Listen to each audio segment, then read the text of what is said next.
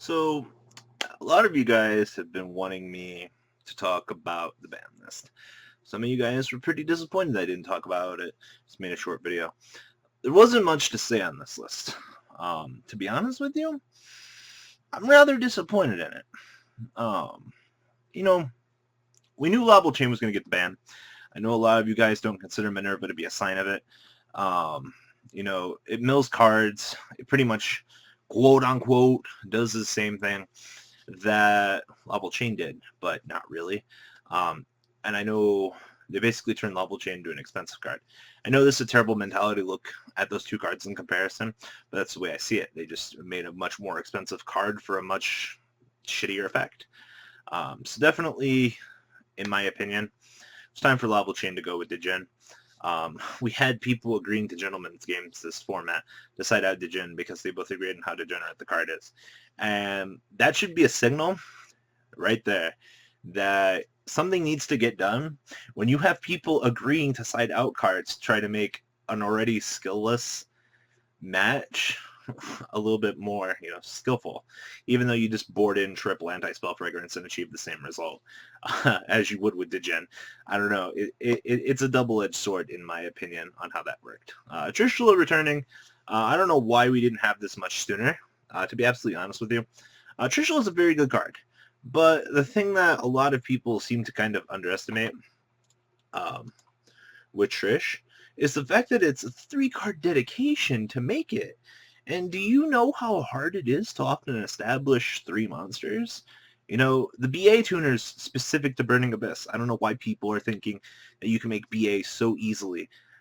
This is real life, That's not how it works.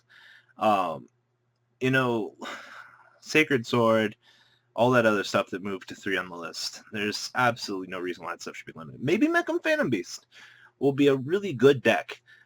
Now, I sound crazy when I say this, but I'm very optimistic here because the last time Sacred Sword was at 3, we saw that deck top a regional. And I know that was quite some time ago, but there definitely is slight possibility that it could do something, and I'm definitely looking forward to that. Because I do like the aspect of Rogue, and I like the aspect on how Sacred Sword interacted with that deck in general. But we'll have to wait and see. Just because you're hopeful for something doesn't mean it's going to happen. But almost everything that happened on the list, um, I guess, not super surprising.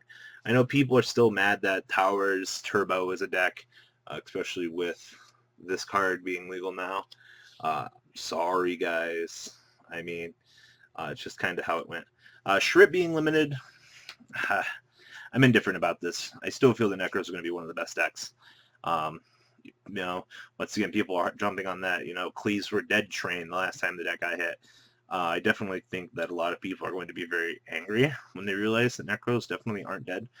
You now have room to play Exa. It was an already good card. Now you can actually use it. Most builds only play 2 Shrit anyway. So, and hell, even Valk is cut down to 2 currently. The deck's evolved. It's one of the most versatile decks in the game. And you're still going to have the same problem of Herald, Kaleido, Unicorn.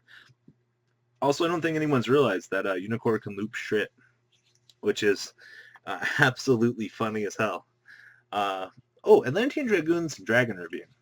All right, so people are worried about Mermails. I mean, we don't have Netabus yet. So let's be real here, all right?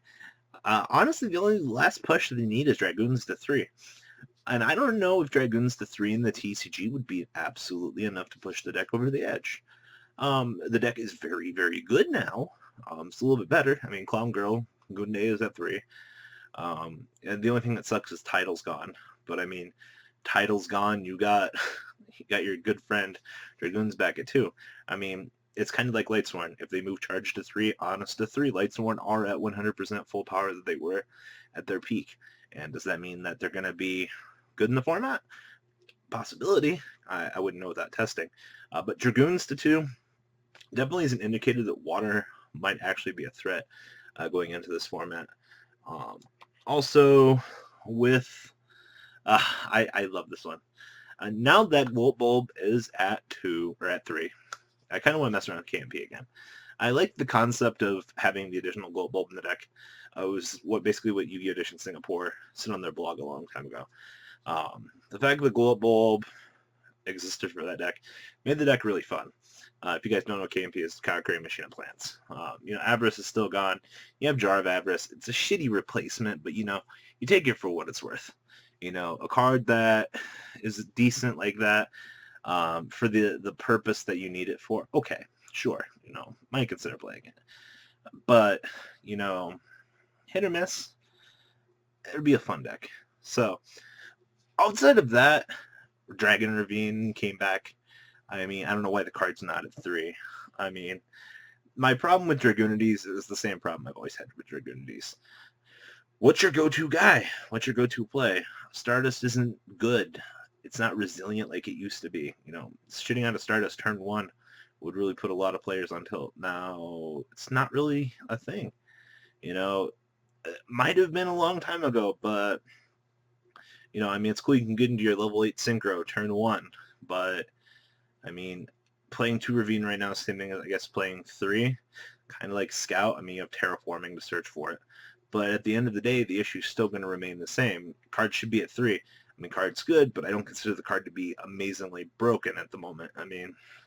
Stardust Assault Mode, I guess, is a big deck with it, but it's one of those cards that should be at 3. Especially with how degenerate the format's gotten. There's no reason why it shouldn't. So, there's not much else to say, guys.